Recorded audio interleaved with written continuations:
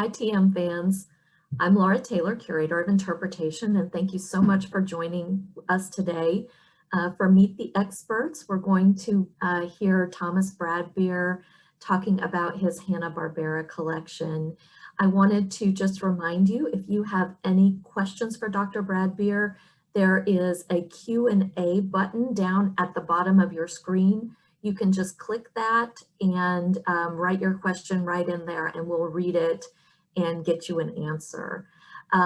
So I am actually going to turn this over to Samantha Bradbeer, Dr. Bradbeer's daughter. She's an archivist at Hallmark, and she has previously spoken in our Meet the Experts series, and she's going to introduce her dad. So I'll go ahead and turn that over to Samantha. Thank you for the warm welcome, Laura, and thank you to the National Museum of Toys and Miniatures for hosting today's presentation. As mentioned, I'm Samantha Bradbeer, and in my career as an archivist and historian, I often credit my career path to my family. Growing up in a family of collectors, I learned a lot about what it means to preserve items before I even knew it was a career path that I could take. And that's because some of my earliest childhood memories and really fondest memories are visiting local antique stores, bookstores, comic book shops, yard sales with my family, just always on the hunt looking for something new for our collections. Initially, I started collecting Barbie dolls and elephant figurines, but I soon found my niche. Mainly because of my dad collecting comic books over the years, I fell in love with Archie comics. And as mentioned, I had the unique opportunity to showcase some of my collection at the Toy and Miniature Museum a year or so ago. So it was only fitting that I told my dad about the experience that I had and see if he might be interested in sharing one of his collections. You see, as we've been going aisle in aisle at antique stores, we were always looking for each other's collections, Archie comics, and for him, things that reminded him of his childhood. Whether that was little golden books, metal lunch boxes, or Hanna Barbera collectibles, as we'll see from today. And we're still looking, we're still finding new items every day, and I'm excited to see what we discover next. With that being said, I do want to introduce my dad, Tom Bradbeer. He will be presenting today on his love of Hanna Barbera, as well as touching on a history of some of his favorite cartoons. And then at the end, we'll answer some of your questions about collections, about how we store them, as well as just some general questions about Hanna Barbera. So with that being said, please welcome Tom Bradbeer.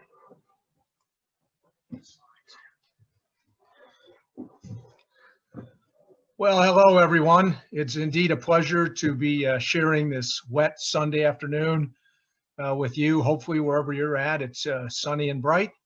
But I look forward to the next few minutes where I will review with you several things about how I got into collecting Hanna Barbera collectibles. And with that, we're going to open up the slideshow.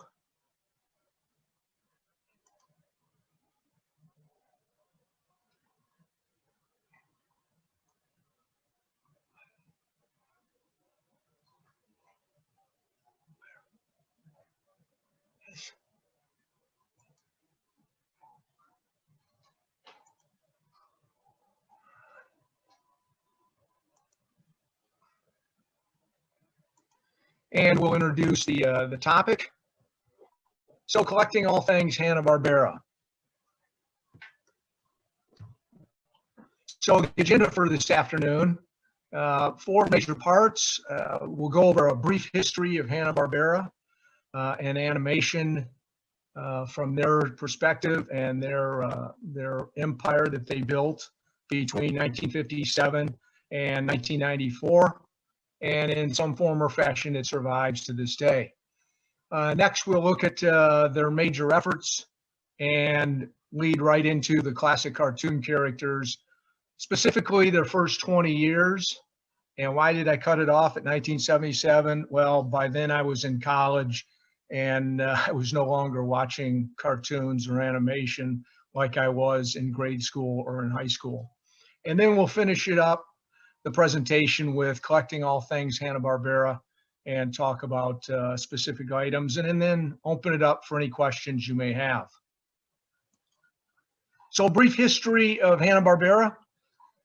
So Joseph Barbera and William Hannon, otherwise known as Joe Barbera and Bill Hanna, they met in the 30s when they were working at Metro-Goldwyn-Mayer, otherwise known as MGM. And they collaborated on what many of you, and I think most Americans would recognize, Tom and Jerry. And this was their first major hit, with them earning 8 Emmy Awards and 7 Academy Awards. And so for their work in animation. So they kept this partnership up through World War II and after. And then in 1957, Metro-Goldwyn-Mayer closed down their animation section. And so all of a sudden, dozens and dozens of animators were unemployed. And so Hanna and Barbera decided to form their own company, hiring many of these animators on.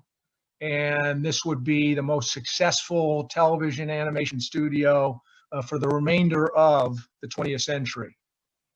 You'll see a few of their classic programs there, which I'll cover momentarily. So in 1967, after they'd been together for 10 years, the Hanna-Barbera animation studios were sold to Taft Broadcasting, but they remained as the CEOs and presidents of Hanna-Barbera cartoon animation.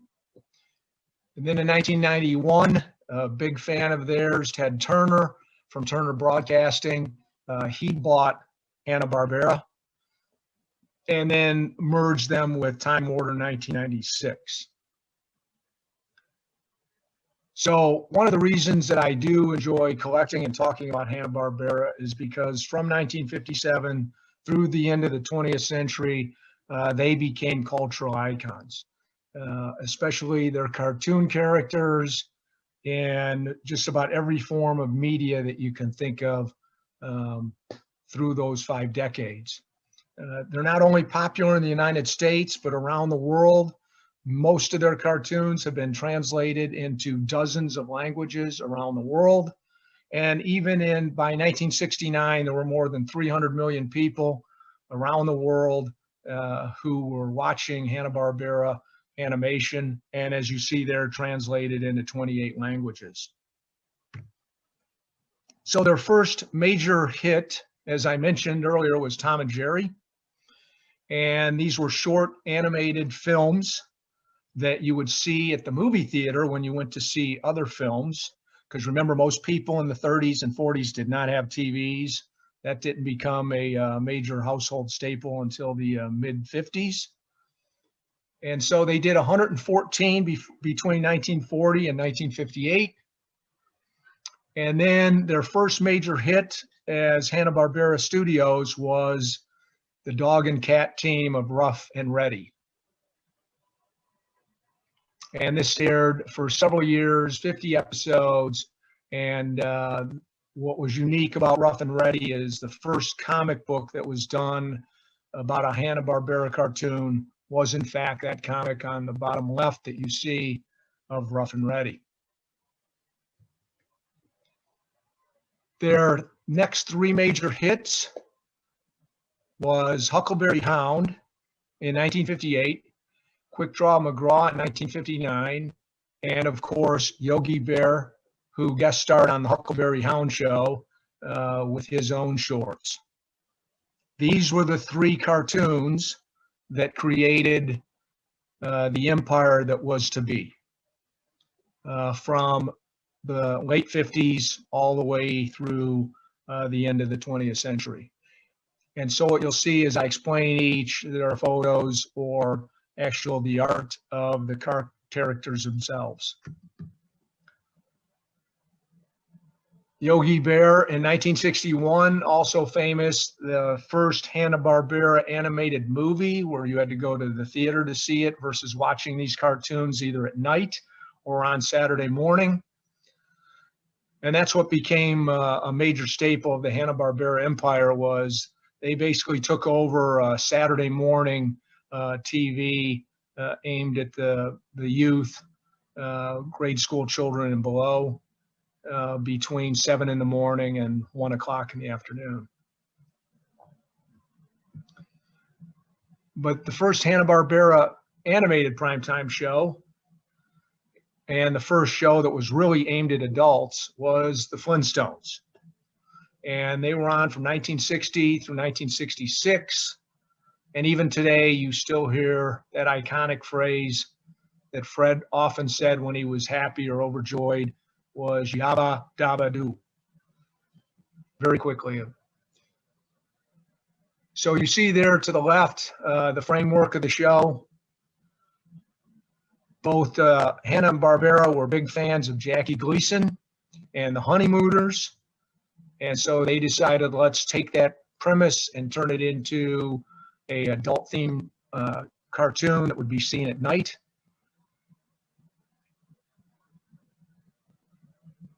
And of course, the Flintstones were a major success and lasted for 6 seasons. In 2013, TV Guide ranked the Flintstones the second greatest TV cartoon of all time. And for our younger viewers out there, it was only replaced in the late 90s by The Simpsons, which is still on every Sunday night to this day. And I know they have a huge following as well. Okay, moving on, for the remainder of the decade of the 60s, you had Top Cat, who was basically a yellow cat who wore purple vest and had 5 following cats, and their daily life was to scrounge food wherever they could find it, and of course, draw consternation and upset the local police officer, Officer Dibble, in many of their adventures. Following the success of Top Cat in 1962, the Jetsons came out, and over the next year, Magilla Gorilla and Peter Potamus, both iconic characters for Hanna-Barbera that survive to this day. It's worth noting that the Jetsons in 1962 would be the last collaboration that Hanna-Barbera would do together 32 years later in 1994 when they made the animated movie, The Jetsons. Now, my favorite Hanna-Barbera cartoon, and the first one that I really can remember watching, was Johnny Quest. And Johnny Quest premiered in the fall of 1964 on Friday nights. And it was definitely aimed at junior high, grade school children, high school children. Who could forget Johnny Quest, his guardian race band in there with his white hair, his dad, Dr. Benton Quest, a scientist, and then their dog Bandit and their adopted son Haji from India. And this was my first collectible. I can remember with my older brother going to the local drugstore during the week and identifying, hey, there's a comic on Johnny Quest. I've got to have that. And that is one of my prized possessions in the entire collection. Johnny Quest would be renewed in the 80s and in the 90s with specials and more up-to-date series. The first series in 64-65 was 26 episodes, very educational, focusing on solving problems, assisting the father in accomplishing his scientific methodologies and experiments, traveling the globe in probably the most high-speed jet aircraft of the day. And of course, Johnny and Haji and Bandit would always get in trouble and race, and the father or they themselves would have to get them out of trouble. And I know that a lot of boys that I went to grade school with, this was also their favorite cartoon because we could all identify with 10 to 12-year-old Johnny Quest. Now, I can't leave my wife out of this. Her favorite Hanna-Barbera cartoon came out in 1967. This is the first cartoon that she recalls watching, the Herculoids. And it was a family of Xandor, Tara, and their son and Dorno, and they lived on a planet that was under environmental attack and under attack by aliens, and they had Tundro, Zok, Gloop, Gleep, and Egu, mythical creatures that were very friendly to Xandor's family and would take care of them and often bail them out of trouble whenever they ran into problems with space pirates or invaders from another planet. Next, we have Space Ghost, who was resurrected just in the last decade in a series of graphic novels, as well as he had his own talk show on late night TV on the Cartoon Network. But he was a fictional character first created in 1966. And this is the middle of the decade is when Hanna-Barbera starts shifting to the superhero craze, much of what you recognize in the last 10 years with Marvel movies. In the mid-60s, Hanna-Barbera jumped on that wagon as well. And most of that superhero craze was resurrected in the 60s thanks to the 1966 Batman TV show with Adam West and Burt Ward. And so Space Ghost with his assistants Jan and Jace and Blip the Monkey fought villains as they traveled, trying to safeguard not just Earth, but all the planets within our solar system. Several more iconic shows in the 60s, Dino Boy, Shazam, and Samson and Goliath. Hanna-Barbera were trying to go back to the Stone Age and reference Dino Boy, and then Shazam. They were looking at Middle East culture. 1001 Arabian Nights was always the backdrop there, and then Samson and Goliath.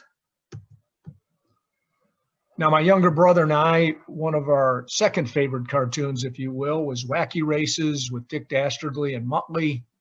We actually joined the fan club in 1969, and they sent us a big poster of Dick Dastardly and his Mean Machine over here. You can see the purple Mean Machine, and that's Dick Dastardly and Muttley. And every Saturday for a year, they would have 2 races in about 20 minutes because that was the average length of a cartoon in 30 minutes with 10 minutes of commercials, many of them advertising toys and Hanna-Barbera products to capitalize on financially. One of the reasons I did like Dick Dastardly and Muttley and their flying machines here on the right was because in the late 60s, I began to study the Air War, First World War, the study of air combat, the biplanes, wooden fabric machines, and lo and behold, Hanna-Barbera had a cartoon with aircraft, not exactly historically correct, but still flying in wooden fabric aircraft without parachutes was something that intrigued me. Those series of animation cartoons led to the Perils of Penelope Pitstop. This was definitely aimed at young girls, grade school girls, because most of the cartoons were aimed at boys. Penelope Pitstop got her start in the Wacky Races, was so popular that Hanna-Barbera gave her her own cartoon, 1968, 1969.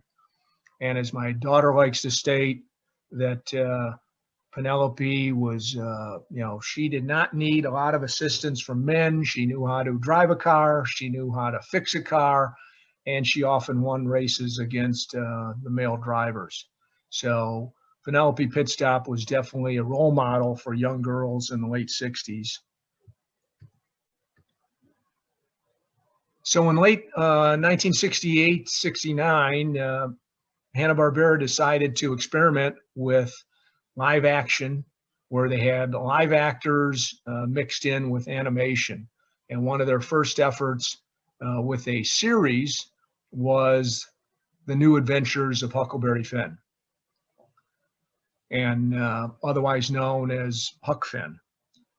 And so this is where they mixed 3 young teenagers, 2 boys and a girl, one of whom was Huck, and Becky Thatcher and Tom Sawyer, taken right from the novels, and then putting them into historical storylines where they did travel through time, they did travel around the globe, and often being chased by evildoers trying to do them in.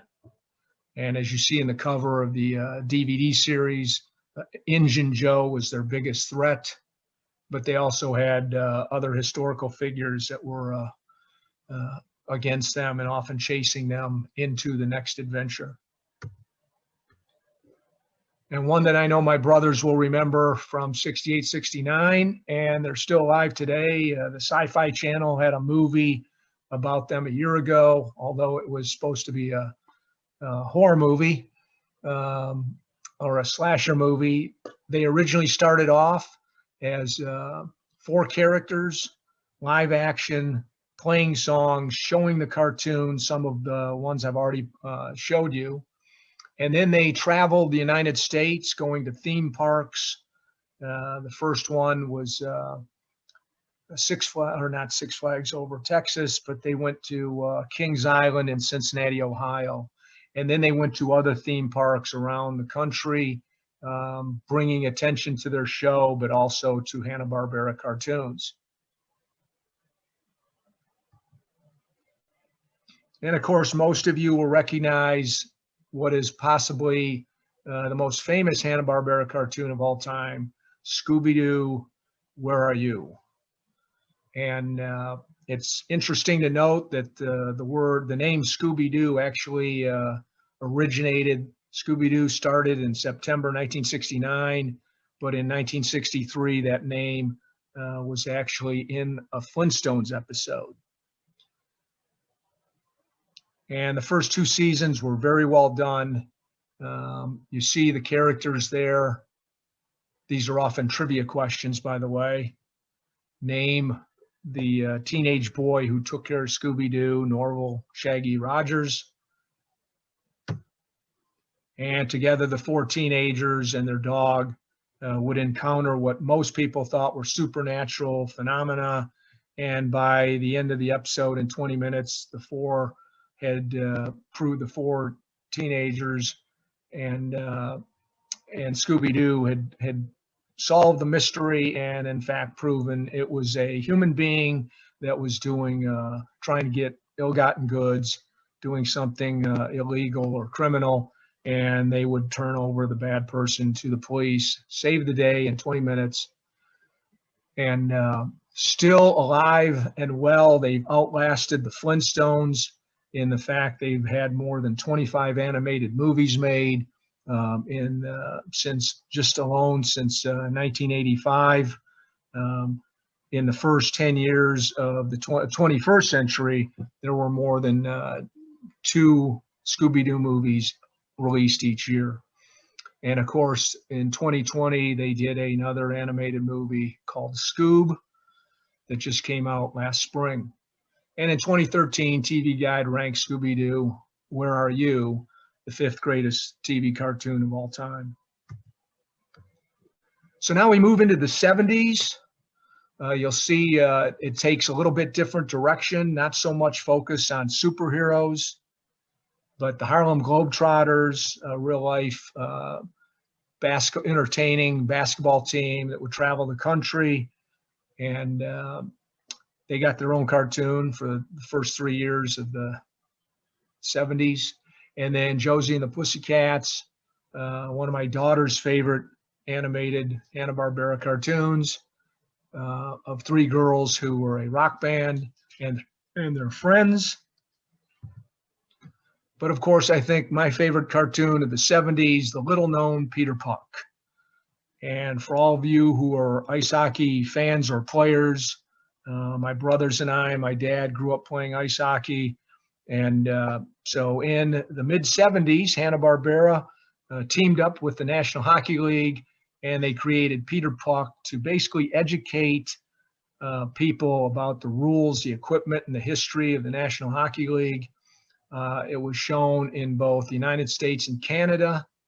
And they had 3-minute shorts that were shown in between each period of the game, and trying to bring in more fans and educate those who thought ice hockey was just too confusing with its various rules and its fast speed on the ice to understand. Now, probably the latest collectible to my collection is they finally released the animated specials in the last 30 days, and I just happened to order last week the DVD that has every episode of Peter Puck. So I'm looking forward to that. When the series closed down in 1975, Brian McFarlane, who was one of the broadcasters from NBC and the Hockey Game of the Week, bought the rights from Hanna Barbera, and then over the next few years, he produced 3 children's books about Peter Puck. It's interesting to note that talking to some friends in Canada, that Peter Puck is back and now being shown during Toronto Maple Leaf games during the week since hockey season started this past January, 2 months ago. Not to be outdone, and I skipped the 80s for the most part. Probably the most iconic cartoon of the 80s for Hanna-Barbera was the Smurfs, which they bought the rights from Europe, and that was a long-running animated series of cartoons. But in 1993, collaborating with the one of the most famous science fiction writers of this past century, Ray Bradbeer, they produced the Halloween tree. And Ted Turner showed this on his channel for a few years on TBS and TNT, starting in October 1993. If you haven't seen it, I highly recommend it. The animation is phenomenal. The story and plot follow very closely to Bradbeer's book. And Leonard Nimoy from Star Trek, the infamous Spock, is the narrator, and he plays the main protagonist. As you see there in the middle, the skull-like character, he plays Mr. Moundshroud. So an excellent storytelling with excellent animation. Okay, so moving on to the third part of this presentation is collecting all things Hanna-Barbera. As you see there on the 2 pictures, there are just thousands and thousands and thousands of Hanna-Barbera collectibles out there. Surfing eBay this past week, there were more than 2,000 items alone dealing with the Flintstones. So that'll give you some aspect of what is available and what's out there, and how much was actually produced between 1957 and today. So one of the big questions I get normally is, so what do you collect? You can't collect everything, and that's true. One, there's a space issue. 2, there's a finances issue, and a lot of these products, I just don't like, and so they have to be appealing to me visually. They have to be part of the iconic history of Hanna-Barbera. One of my best and favorite collectibles is a autograph photograph of Joe, Hanna, and Bill Barbera, that I got 20 years ago.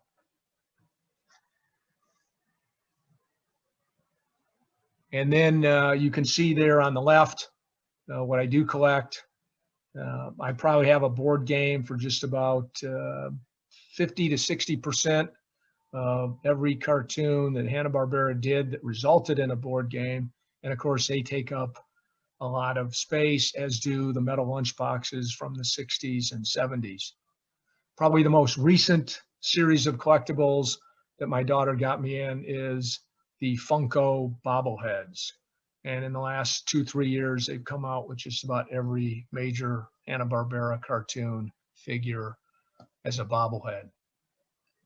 just about every major Hanna-Barbera series of cartoons is now available on DVD via Amazon or eBay and other systems out there.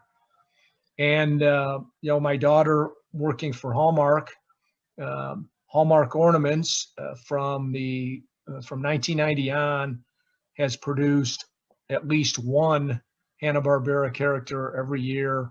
And you can probably guess that in the last 30 years, the most popular and the most repeated is Scooby-Doo in some form or fashion. And at least half of them have the capability where you push a button and they'll say a classic phrase from the cartoon, or they'll play the theme song. And of course, in 2008, they did come out with my favorite character, Johnny Quest. And he's in the air on a rocket pack fighting a pterodactyl. And then figures and toys are probably the most predominant, and then unique collectibles, of which you'll see quite a few when you visit the Toy and Miniature Museum. And that's what we have here as we finish up the presentation and get ready to transition to questions and answers. In the left photograph, you can see a wide variety of collectibles. There's puzzles, small figurines, push puppets on the top shelf, coloring books, comic books. I probably have 4 cases of Hanna-Barbera comics from Gold Key and Dell. That third row there, you see those are all characters that were either banks or they contained soap to use for bathing your young children and getting them to enjoy the bath. And then probably the most rare item I have is on the second shelf in the middle, with Magilla Gorilla on a small cart, if you will, that had a string on it, and it was normally for a 4 or 5-year-old to pull behind them. Very rare. Have not seen it on eBay in the last 20 years. Found that in a antique toy store in Lincoln, Nebraska about 5 years ago. And then some more of the part of my collection, as I stated, DVD sets, coloring books, the Huck Finn book. The British were very iconic with producing Hanna-Barbera collectibles, mainly paper products. And so that book is extremely rare, and was able to pick that up in one of our trips to the UK back in 2001. And the book in the middle down there, William Hanna and Joseph Barbera. I'll transition now to the references. So normally I'll get a question, so where do I start? If I wanted to get into a limited form of collecting Hanna-Barbera, where should I start? And number one, I say, get a copy of the Hanna-Barbera Treasury. And rare art from the favorite cartoon classics. It's not only a history book of Hanna-Barbera, and it walks you by year through every cartoon that they made, but it also contains miniature artifacts of the actual collectibles to assist you in deciding which ones appeal to you visually, which ones would you like to add to your collection. And the good news is, with collecting Hanna-Barbera, is you can still get many of these items for a very modest amount of money.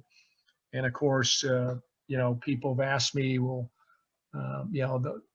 what's the rarest item out there? And anything made in occupied Japan, or post-World War II Japan, and the Tom and Jerry during and after World War II, and then metal toys, tin toys made in Japan in the 50s. Those are very, very expensive and rare. And of course, most of the Hanna-Barbera collectibles today are from China.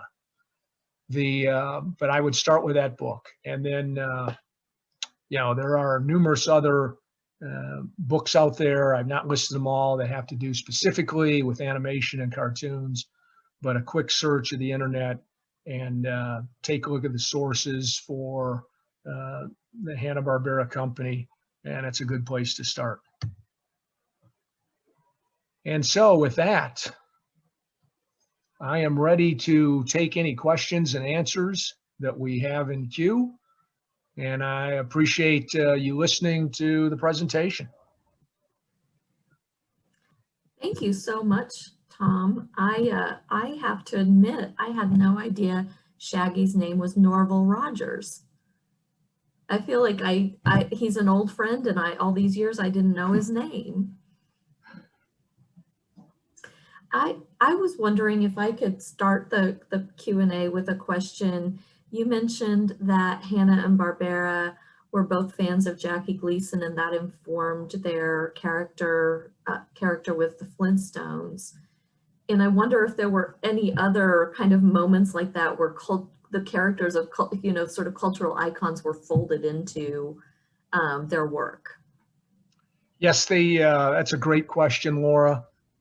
Throughout their animation career from 1937 to 1994, they did use popular themes, whether it was movies, TV shows, or other cartoons.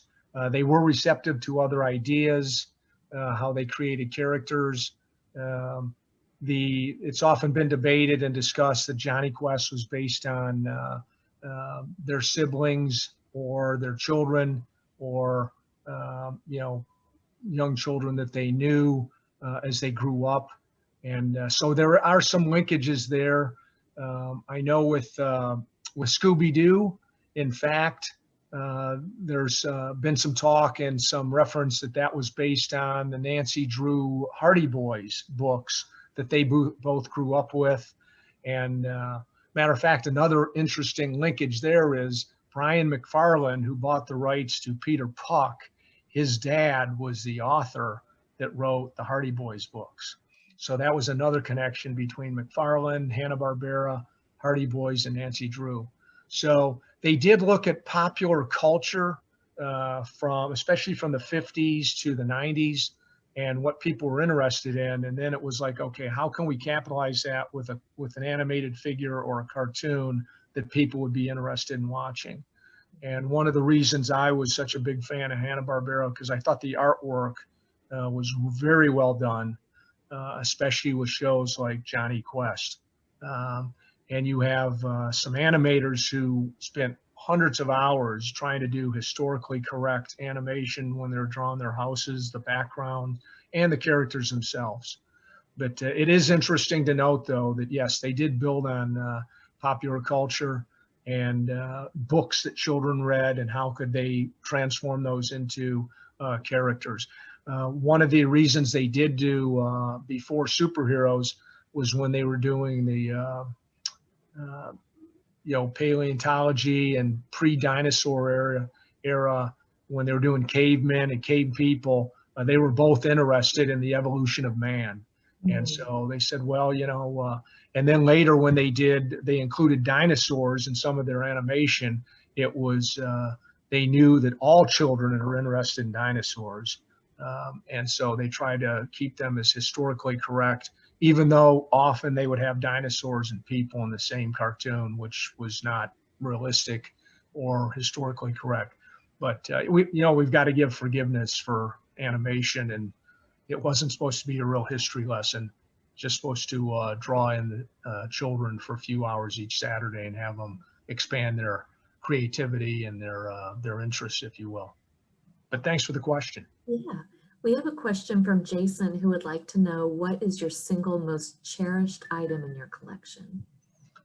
Well, I have about 5, and I probably have to go back to the Johnny Quest comic book. It's very rare, very hard to find. Most people I ask, I have one, but I'll ask, do you have one? And they'll go, oh, wow, boy, would I love to have that. Mm-hmm. And it just reinforces I'm glad I've got it.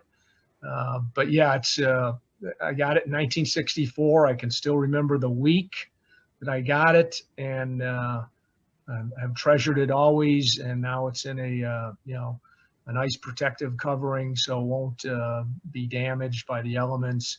And so yeah, the Johnny Quest comic book. They only did one. Unlike many other of these comic book series, Huckleberry Hound has got dozens and dozens. Yogi Bear, dozens of comics. The Jetsons and Scooby-Doo has hundreds. With the first series being done in 1970, 71, very collectible, very rare. But yeah, I think one of the reasons I like the Johnny Quest comic is because there was only one. Mm-hmm. And it was actually done from the first episode of the cartoon series. Mm-hmm. I had been reading a little bit about the Perils of Penelope Pitstop because I was so enchanted by that one. I hadn't heard about it before. And she had sort of her gang of merry men, the Ant Hill gang, I think that they were called. And Yes. they were kind of seven dwarf Right. monsters. And but there was a lot of kind of crossover. There was Dick Dastardly, I think I'm saying that right, or Dastardly Dick. Yeah, Dick Dastardly, you're correct. Yeah, there was a lot of crossover, and she was kind of a spin-off of another show, wasn't she? Yes. Yeah, the most of the spin-offs started with the wacky races. Uh-huh. And so what they had, there were 8, 9, or 10. They would introduce different characters. But that's where she first started in 1968. And then they got a lot of fan mail from young girls going, hey, it's about time you showcase a young girl in one of your cartoons. And so that's one of the reasons he gave her own cartoon. And then why, when he built Scooby-Doo, he had 2 teenage girls, Daphne and Thelma, to augment with the 2 boys. And then from then on in the 70s and 80s, he did focus on, hey, half the characters are going to be boys, half of them are going to be girls, whether they're, no matter what age they were, if they were pre-junior high, high school, college, going forward into the 80s and 90s. So they did follow the sign of the times and what was happening in culture and within the United States primarily, and the youth movement. And then even as we began, in the mid 70s and 80s, those who had grown up with Hanna Barbera started to go into college. Some of the cartoons took on a little bit older of a focus. They did spin-offs of the Partridge Family in outer space. They did a spin-off of Gilligan's Islands. Some very famous or popular shows in the 60s ended up coming back in the 70s and 80s with a different twist on them, putting them in the future. It's amazing. I was reading several weeks ago an article in the New York Times where a guy referred to the Jetsons. And if you watch that show from the early to mid 60s, how many of the inventions that they had from the 21st century, they were about 100 years in the future, several hundred years in the future. How many of those inventions have already have come true? The cell phone, the microwave, satellites, satellite TV, flat screen TVs. So many of the inventions that are in that cartoon have all come true, and in a period of less than 50 years. Yeah. So I think that's somewhat fascinating that Hanna and Bill Hanna and Joe Barbera were somewhat visionaries. And of course, it wasn't just them. They had dozens of animators from the United States, from Asia primarily. They did have a major subsidiary in the Philippines and in Japan. And several of those animators were with Hanna Barbera from the start in the late 50s, early 60s. And those guys often get forgotten, but both Hanna and Barbera always gave credit to the teams they built. And they would always have the thinking sessions, meet every week. Hey, who's got an idea? What do we want to do in the next couple of episodes of whatever cartoon? 1963 to 65, they were working on 10 animated or cartoons a year. And they were getting them on TV. And all the major networks were after Hanna Barbera. produce, and they did. And so I find it interesting, talking to my younger brother a couple months ago, that in the comic books we bought, you could always tell the July, August comic books, in the middle, there would be a 2-page ad telling you, here are the Hanna Barbera cartoons coming out the week school starts, the first Saturday of September. And here's the timeline. Here's when they're going to be on. Here's what's new. Here's what's coming back. And I've noticed on eBay, there's quite a few sellers who have torn those pages out and they've laminated them, and now they're selling them for big dollars. Hey, here is the agenda, the itinerary. You remember reading this in July, and it came out in September. And but that was it's just interesting to see, and I show that to people, and they go, "Wow, these guys were really producing a lot." Yeah. Just hundreds of thousands of hours of animation between 1957 and 1994. What I did not mention in the presentation was why was 1994 so significant. Was they are now the honorary CEO and president, but they're kind of, they're getting up there in age and they're still coming up with good ideas. But because of the shift in focus in TV and interest of adults and youth, they're going in one direction and TV is going somewhat in a different direction. So when Ted Turner buys their company, he ends up, they're still in charge of production, but their role of hands-on, which they were so used to from 57 to about 1990, has been somewhat majorly decreased. And so they do get free reign to produce the Jetsons movie in 1990. And the last production that they worked collaboratively on was the live action Flintstones movie with John Goodman as Fred. And that was one of the last photographs that shows them with one of their characters, and both Hanna-Barbera in the photo. From then on, they would still work together, but mostly independently with other interests. And then, in the first few years of the 21st century, they both have some illness and pass on. And so now it's, their legacy is alive and well. And I think one of the reasons I enjoy doing this presentation is to honor the two men that brought so much joy to, millions and millions of people around the world for more than 50 years. We have a couple of questions from our listeners today. Susan says, I grew up in Canada and haven't thought about Peter Puck in a long time. Where can a person buy Peter Puck items like books or DVDs? Okay, great question. So as Laura will know, Peter Puck was not in our rehearsal yesterday. And last night when I was thinking about there's something missing from this presentation, and I thought, well, wait a minute, my brothers and I were hockey players, still are. Our dad was a hockey player. We all played hockey together on the same team when we were in college. And I thought, what about Peter Puck? And so I went down into my collection, and my younger brother had sent off for a mail-away book about Peter Puck. And it's all Hanna-Barbera animation. I got that out. And so for the audience, without coordinating with Kelly and Laura, I added in that slide this morning on Peter Puck. So to answer your question, where can you get collectibles on Peter Puck?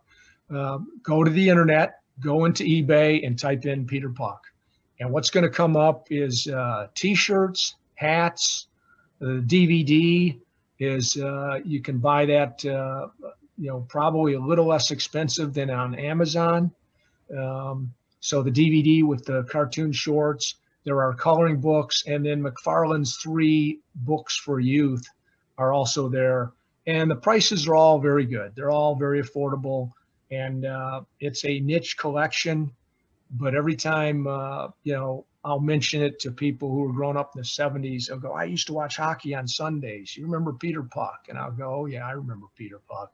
And so anyway, yes, he is one of the, in most of the books on Hanna-Barbera, Peter Puck is not mentioned.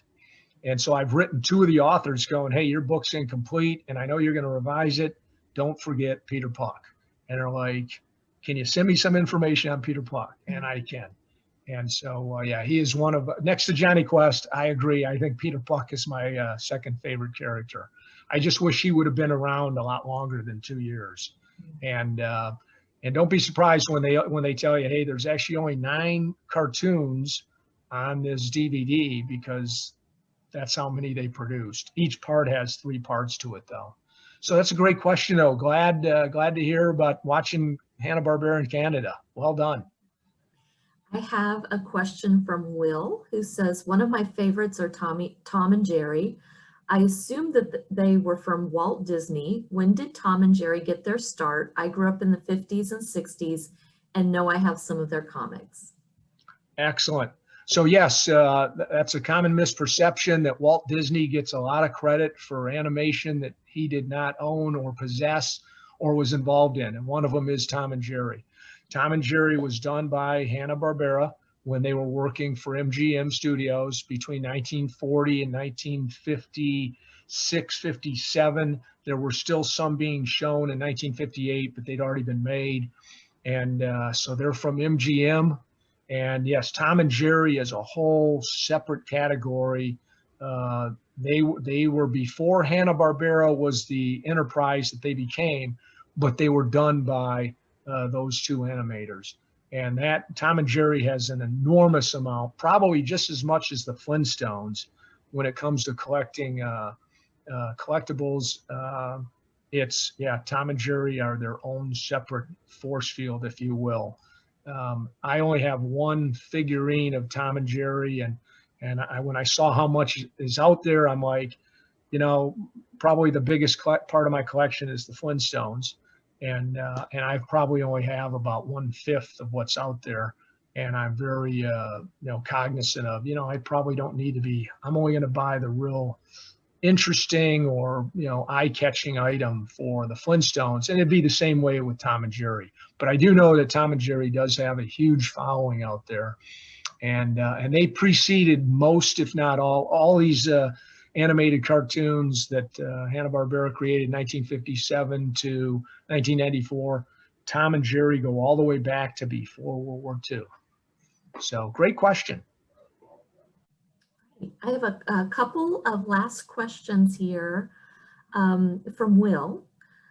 And Will would like to know, how do you keep from buying duplicates when you are out and about?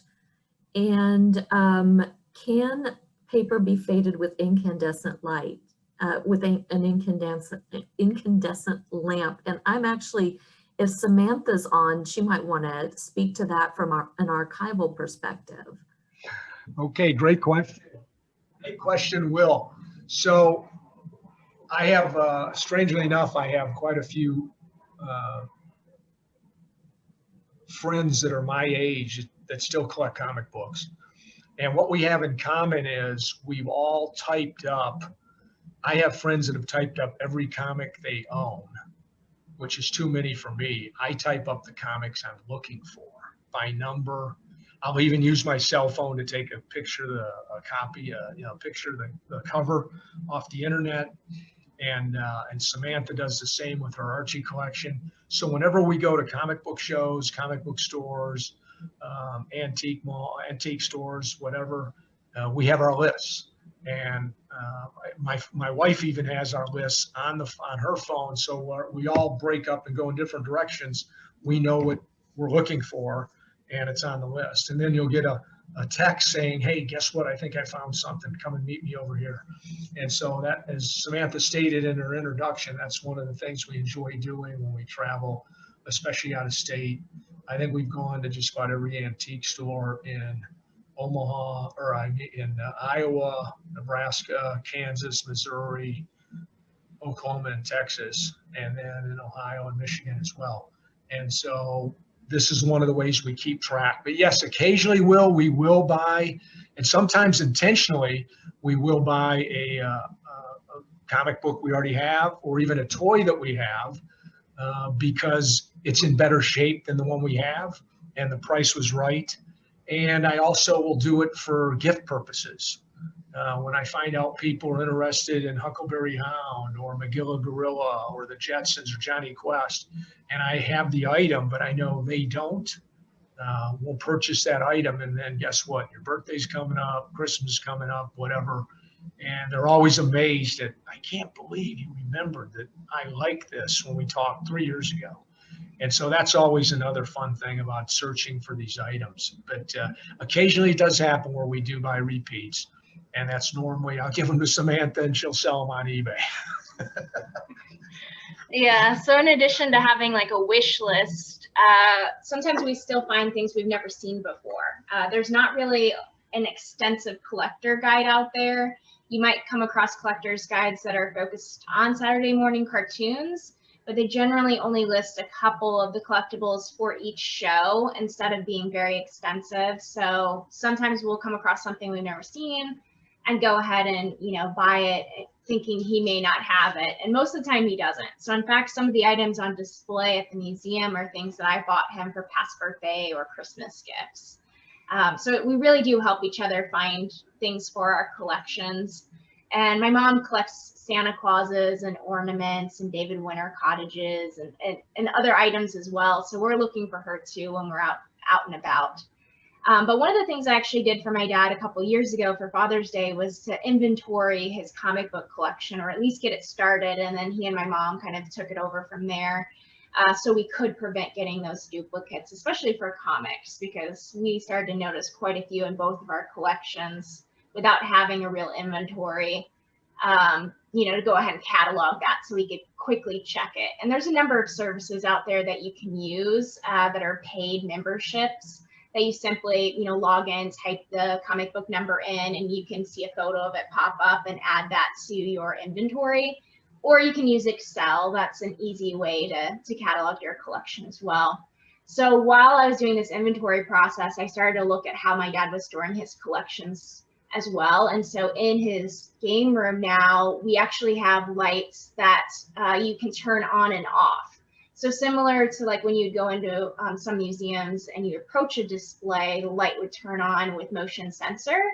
That way the items aren't constantly, being exposed to light in the space, or he can simply turn them off when he's not in the room as well. Even, going in, if you're playing a game of pool, he doesn't have to have all the lights on inside the display cases. So that protects it. But really any type of light source, we try to not have on at all times, because it can damage, especially paper, in a very short period of time.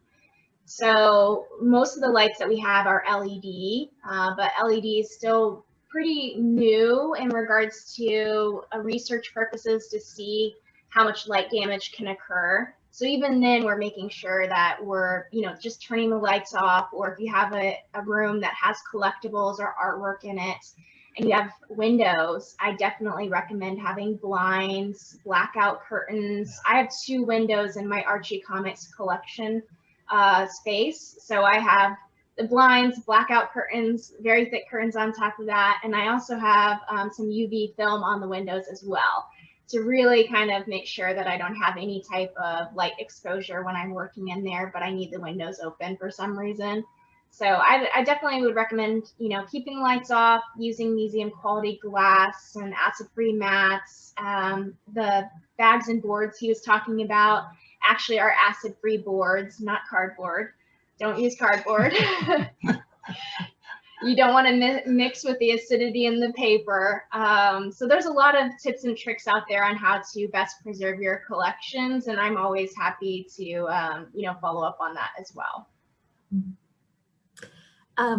We are at time, so we are going to wrap it up. Samantha, I know you have a Instagram account for your comics. Do you want to share that handle?